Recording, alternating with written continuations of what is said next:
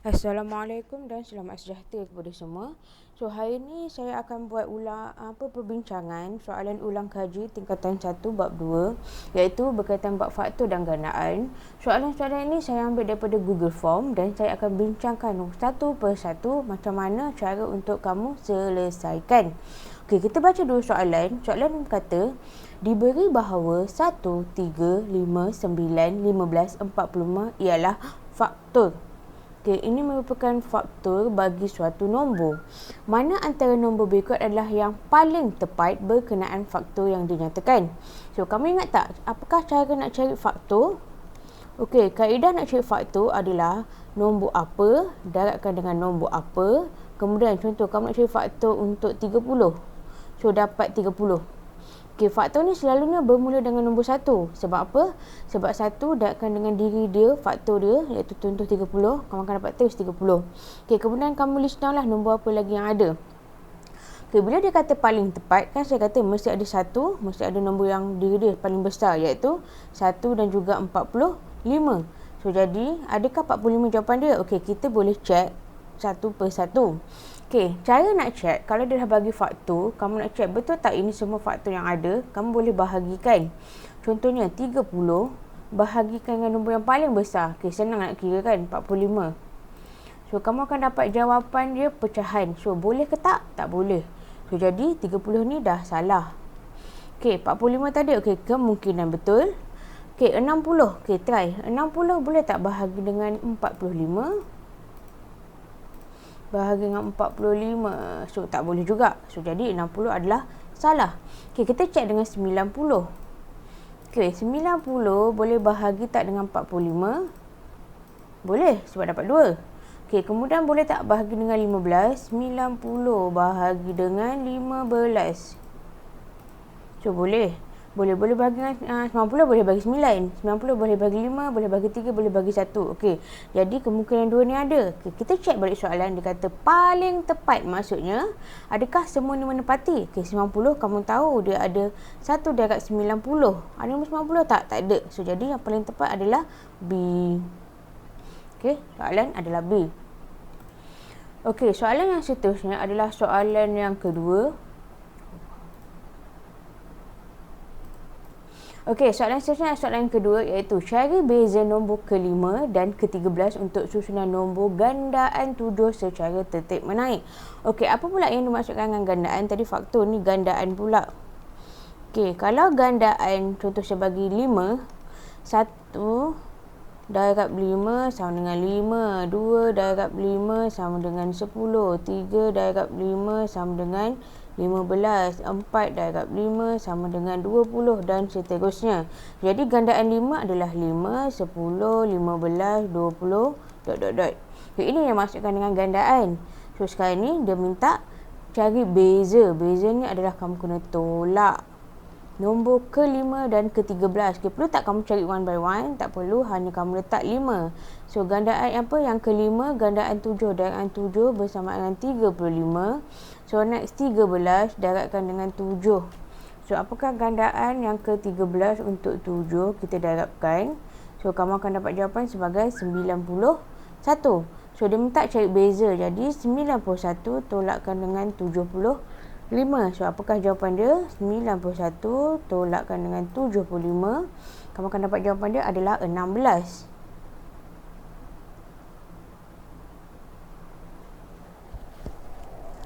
Sorry, bukan 75, 35. Okey. 35. So, kamu akan dapat 56. So, jadi jawapan dia adalah C, 56. Kan 75, 35 salah kat sini. Okay, jadi jawapan dia adalah 56. So, jawapan dia adalah C, okey? Okey, soalan seterusnya adalah soalan yang ketiga. Dia minta faktor perdana bagi 80. Okey, kamu dah tahu faktor tu apa? Faktor tadi saya kata, contoh faktor 6. 1 darab 6 sama dengan 6. 2 darab 3 sama dengan 6. Ada lagi nombor? Tak ada. Jadi faktor 6 adalah 1, 2, 3, 6. Ini faktor. Okey, next, perdana. Nombor perdana. Apakah yang dimaksudkan dengan nombor perdana? Okey, nombor perdana adalah boleh nombor yang boleh bahagikan dengan diri dia atau satu. Itu kita panggil nombor perdana.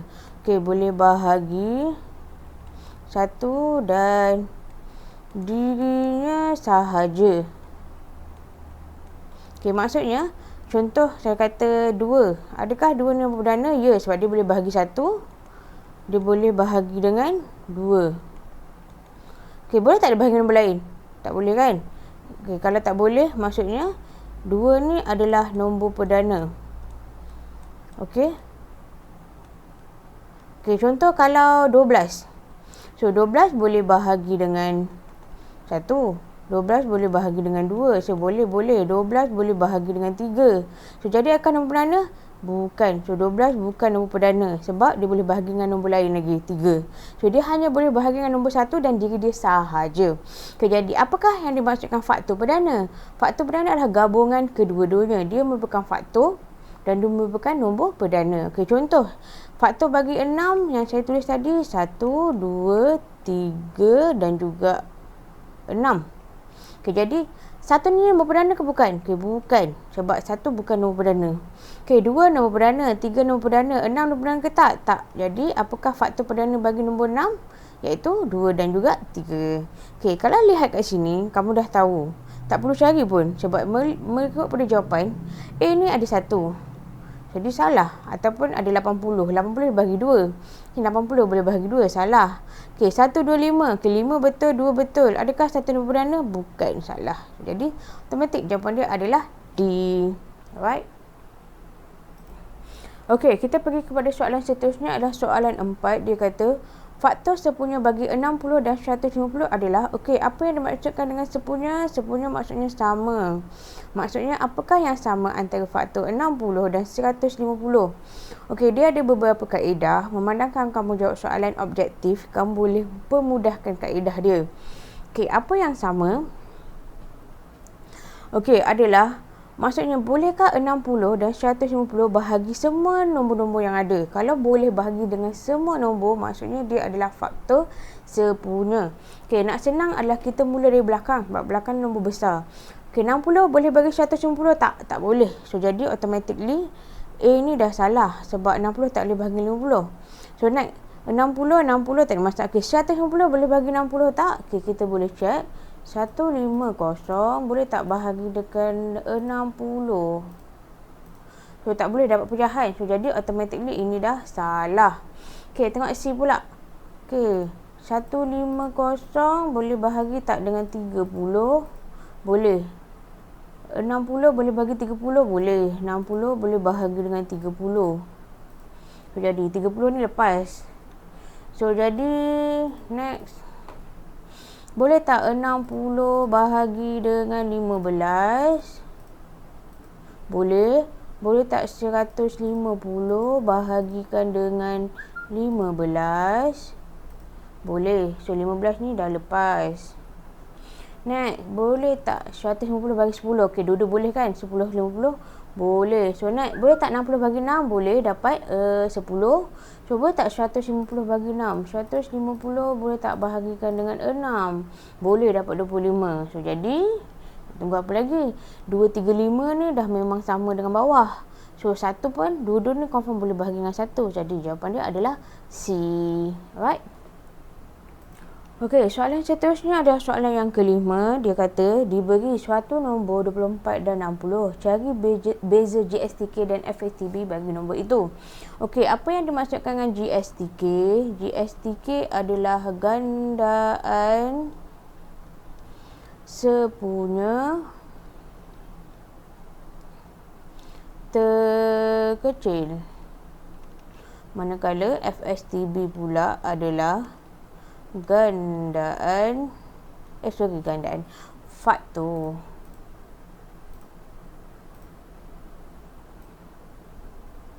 Okey, FSTB adalah faktor sepunya terbesar. Okey, macam manakah nak cari antara FSTB dan GSTK? Okey, dua-dua boleh dicari dengan menggunakan pembahagian berulang. 24 dengan 60. Ini pun sama, boleh cari dengan pembahagian berulang 24 dengan 60. Apakah beza dia? Beza dia, FSTB akan stop bila dah tak boleh nak bahagi. Manakala JSTK dia kena teruskan sampai dapat 1. Okey, saya akan mulakan dengan FSTB sebab FSTB dia akan stop bila dah tak boleh bahagi. So, jadi 24 dengan 60 boleh bahagikan dengan nombor. Okey, 24 dengan 60 boleh dibahagikan dengan nombor 3 dahulu. Okey, sebelah kiri pastikan nombor perdana. Okey, so 24 bahagi 3 boleh dapat 8. 60 bahagi 3 boleh dapat 20. So, next. So, boleh bahagi dengan 2. 8 bahagi 2, 4. 20 bahagi 2, 10. So, next. 4 dengan 10 boleh bahagi dengan 2. 4 bahagi 2, 2. 10 bahagi 2, 5. Okey, boleh bahagi lagi tak? Tak boleh. Okey, stop sampai sini. Jadi, apakah FSTB? FSTB dia adalah ambil yang tepi bukan bawah tepi. So 3 darab 2 darab 2 iaitu akan dapat 3 darab 2 6, 6 darab 2 12. Okey, kalau untuk JSTK pula make sure sampai 1. Okey, jadi sebelah ni dah memang sama kan? Okey, follow je. Okey, dapat 8 dengan 20. Next bahagi 2, 4 dan 10. Next bahagi 2 akan dapat 2 dan 5. So next boleh bahagikan dengan 2 lagi. Okey, 2 bahagi 2 dapat 1. 5 boleh bahagi 2 tak? Tak boleh. So, jadi kekalkan dengan 5. So, next 5 boleh bahagi dengan 5, 1, 1. Okey, dapat 1 baru boleh stop JSTK. Okey, jadi apakah JSTK dia? Ambil yang nombor kat tepi juga.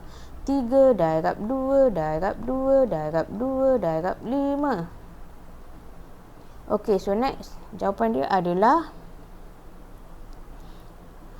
3 darab 2, 6, 6 darab 2, 12, 12 darab 2 dan 12 darab 5 akan dapat 120. Soalan minta apa? Cari beza, iaitu kamu kena tolakkan JSTK dan FSTB. So, jadi beza dia adalah 120 tolakkan dengan 12. So, kamu akan dapat. Okey, kalau tak tahu, kalau boleh terus congak, boleh terus congak ataupun nak lagi selamat, kira je guna kalkulator. 120 tolak 12. So, jawapan kamu adalah 108. So, jadi jawapan dia adalah C.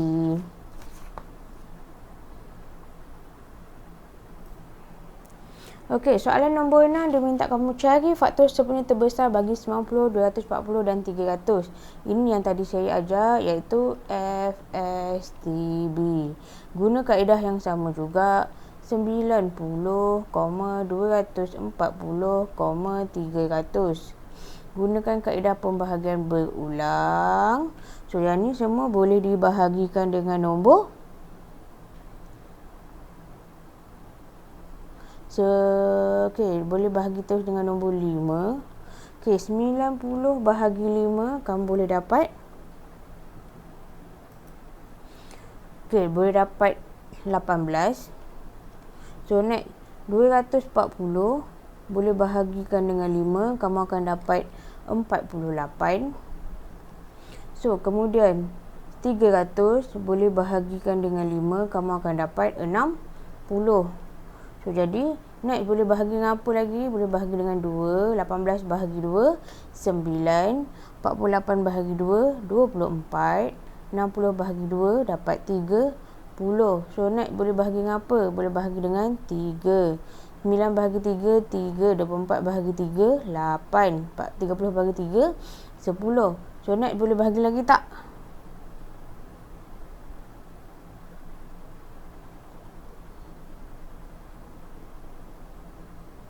Okey, boleh bahagi lagi tak? Okey, kalau dah tak boleh, stop sampai sini. 3, 8, 10 tak boleh bahagi kan? Jadi, apakah FSTB dia? So, FSTB adalah 5 darabkan dengan 2 darabkan dengan 3. So, 5 darab 2 dapat 10. 10 darab 3 dapat 30. So, jadi apakah jawapan dia? Jawapan dia adalah A, 30. Okey, seterusnya adalah soalan nombor 7. Cari gandaan sepenuhnya terkecil JSTK bagi nombor 18, 48 dan 60. So, 18, 48, 60. Buat pembahagian berulang. So, 18 boleh bahagikan dengan 2. Dapat 9, 24 dan juga 30. Boleh bahagi lagi tak? Okey, bahagi dengan 3. 9 bahagi 3 boleh dapat 3. 24 bahagi 3 boleh dapat 8. 30 bahagi 3, 10. Boleh bahagi lagi tak? Okey, tak boleh. Tapi disebabkan GSTK mesti 1 semua. So, bahagi dengan 3. 3 bagi 3, 1. 8 boleh bagi 3. Tak boleh. Jadi, letak 8 juga. 10 boleh bagi 3. Tak boleh. So, letak 10 juga. Next, 8, 10 boleh bahagi dengan 2. So, jadi 1, 8 bahagi 2, 4. 10 bahagi 2, 5. So, seterusnya, bahagi dengan 2, 1, 2, 5. Seterusnya bahagi dengan 2, 1, 1, 5. Last sekali boleh bahagi dengan 5, iaitu akan dapat 1, 1, 1. So, dah 1 boleh darabkan semua. Jadi, GSTK adalah 2 darabkan dengan 3, darabkan dengan 3, darabkan dengan 2, darabkan dengan 2, darabkan dengan 2, darabkan dengan 5. So, jadi kira je semua. Boleh guna kalkulator. So, 2 darab 3 darab 3 darab 2 darab 2 darab 2 darab 5. So, jadi jawapan dia adalah 720. So, jawapan dia adalah D, dongki. Okey, soalan nombor 8 merupakan soalan penyelesaian masalah yang melibatkan faktor dan gandaan. Okey, saya bagi kamu kat sini adalah kunci, kata kunci lah. Kata kunci untuk kamu menjawab, kamu nak gunakan sama ada pemfaktor GSTK atau FSTB. Okey, jadi bila masa kita nak gunakan GSTK dan bila masa kita nak gunakan FSTB. Okey, ini kata kunci dia, kamu boleh take note. Okey, bila masa nak gunakan GSTK adalah bila kamu ada perkataan serentak ataupun perkataan minimum ataupun perkataan terpendek, paling sedikit, kecil, terkecil dan seumpama dengannya. Maksudnya dia melibatkan paling sikit je. Tu GSTK kan, sebenarnya terkecil. Tajuk mana tahu terkecil kan. Okey, kalau FSTB pula, bila mana kamu berjumpa dengan perkataan minimum, dia punya opposite dia adalah maksimum, paling besar. Terpendek jadi terpanjang. Sedikit akan jadi banyak. Terkecil akan jadi terbesar. Okey, maksudnya bila jumpa perkataan-perkataan ni, kamu boleh terus guna GSTK. Jumpa kalau yang ni jumpa GSTK, kalau yang ni jumpa gunakan FSTB. Kita baca soalan nombor 8. Cikgu Salida mempunyai 36 batang pen dan 48 batang pensil di mana akan diberikan sebagai hadiah kepada pelajar yang memperoleh markah tertinggi dalam satu ujian pengukuhan topik nombor nisbah. Setiap pelajar akan menerima 3 batang pen dan 4 batang pensil. Hitung bilangan maksimum pelajar yang akan terpilih untuk menerima hadiah tersebut. Okey, dia akan kata maksimum. Ini maksudnya banyak kan? Banyak terbesar kan? Jadi guna FSTB. Ambil yang dia ada. Berapa banyak yang dia boleh bagi, iaitu 36 dengan 48. So, buat kaedah pembahagian berulang FSTB. So, 36 boleh bahagikan dengan 3. 3, 6, 4, 8 boleh bagi 3, iaitu akan dapat 12 dan 16. Naik 12, 16 boleh bahagikan dengan 2. 12 bahagi 2, 6. 16 bahagi 2, 4. So, jadi boleh bagi lagi tak? Boleh bahagi dengan 2. 6 bahagi 2, 3. 4 bahagi 2, 2. Boleh bagi lagi tak? Tak boleh. Jadi, apakah maksimum dia? So, maksimum dia adalah 3 darabkan dengan 2 darabkan dengan 2. So, 3 darab 2, 6. 6 darab 2, jawapan dia adalah 12. Jadi, jawapan dia adalah C. Okey, soalan yang seterusnya adalah soalan yang ke-9. Terdapat sejumlah voucher tunai akan diberikan kepada sekumpulan 120 orang murid lelaki dan 180 orang murid perempuan. Setiap pelajar akan menerima beberapa keping voucher tersebut. Hitung bilangan minimum voucher.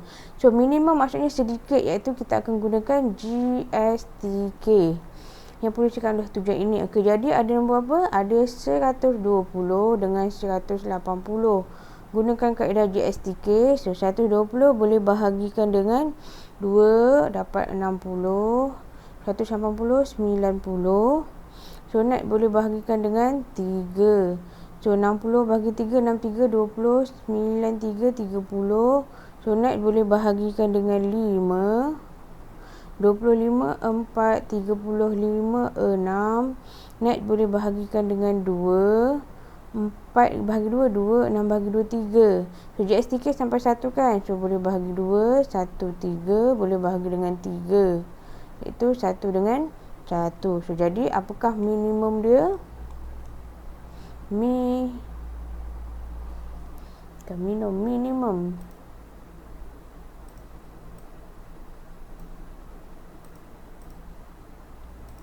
So, jadi minimum adalah 2 darab 3 darab 5 darab 2 darab 2 darab 3.